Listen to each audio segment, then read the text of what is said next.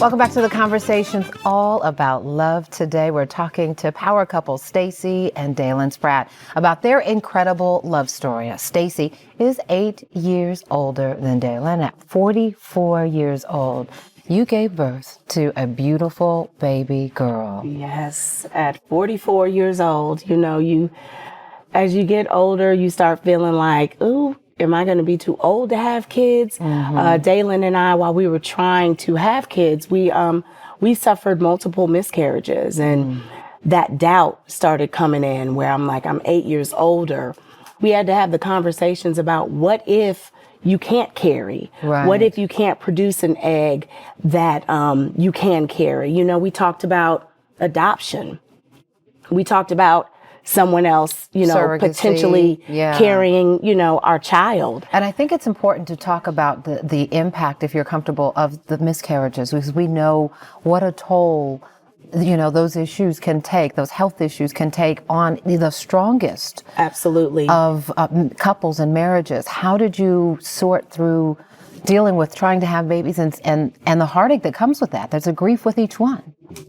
It really is. Dealing with fibroids, I've dealt with them since my 20s.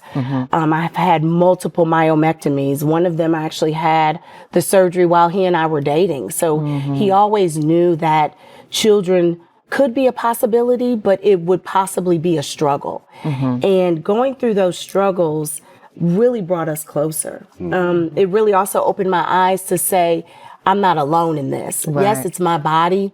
Yes, the fibroids. Yes, I'm older, but having a mate that went with it through, we went through it together. Yeah, Dalen, what was the key to helping your wife get through that season? I'm not gonna lie, it was definitely hard, because it's hard seeing somebody you love going through something that you can't fix. And so all I could do was just be there for her. I mean, from the scream in the bathroom to the drive to the doctor. It was during COVID, so I couldn't go into the doctor, so I had to wait outside in the parking lot for her to come out.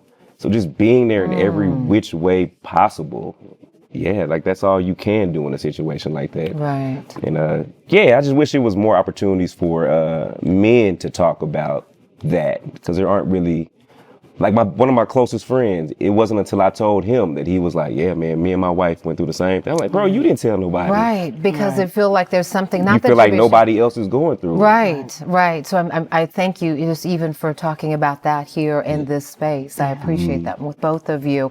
And then we get this beautiful baby girl, Axel, yes, right? Axel. The boss. God's answers prayers. Oh, yes. Indeed. God's plan, God's timing. I tell people, if I could do it at 44, why not you? Don't ever feel rushed or feel like, you have to do something by a certain age, because I'm a living and breathing miracle. And Axel is our little miracle. Wow. And so how does that change? We all know little ones in a marriage. It changes the dynamics a little bit. How do you make sure that you still are having the time for each other and making sure that the boss, the 2-year-old boss, is heard? It truly takes a village. I mean, I'm so grateful and thankful for our mothers. Both of our parents are still alive and kicking. We really over communicate. I mean, every single morning we talk through the day, we talk through what we need as a couple, and we talk through what our baby girl needs during that day. So it's really all about communication. And how do you express when there's frustration, right? Because that is a function of love and marriage. When you find yourselves getting to that point where you're not hearing each other well, how do you shift and pivot and reconnect? Yeah, I think what's good about our relationship is we're very similar in our personalities. So we're both very blunt. So if we have an issue, it's not hard for us to speak about it with the other person. Right. And we both do, I think, a pretty good job of listening. Maybe not initially, but very soon thereafter. That's honest. Yeah. That's honest. Yeah. Is that for both of you? Yes, 100%. absolutely. And sometimes we're like, hey, time out. I need a timeout. You know, there are moments where you get overwhelmed, you know, with a toddler and all the work that we do. So we allow each other to say, hey, I need a moment. I need a moment. I got to step away. And then that means the other person steps up with the baby, Absolutely. the dog, like you handle everything, and that person can go take whatever much time they need to step away to catch And what themselves. about the concept of critiquing without crushing? Okay. Because I know, go ahead. Yeah, you go to tell on me. Ooh, I'm going to tell on you. I'm like, you telling the pastor on me. Now.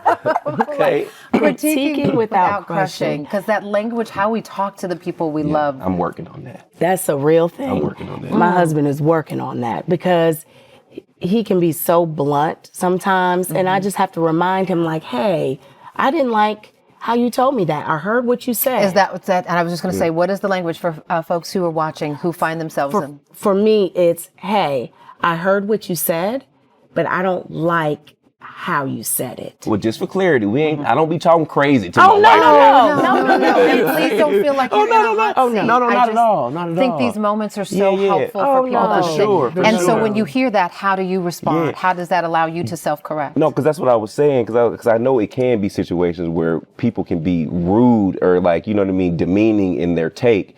I feel like with me, I just ripped the Band-Aid off in all You situations. just saying it. You don't mean no harm. No harm. That's just how it came in out. all And I'm sensitive. So I have to take account dealing for her. with a sensitive person, you got to bring it down. Anyone else might be like, oh, okay, you know, fine. Yeah. But I'm a sensitive person. So Yeah. you have to. It's learning each other, and we continue to grow Yes. in a relationship, right? We're going to talk about that a little bit more after the break. What a wonderful, wonderful conversation. So coming up, I want to stay with us because the Spratts are going to drop a few relationship gems for our viewers and share even more of the secrets to making love last forever and ever. Good wisdom for all of us. Stay with us. We'll be right back.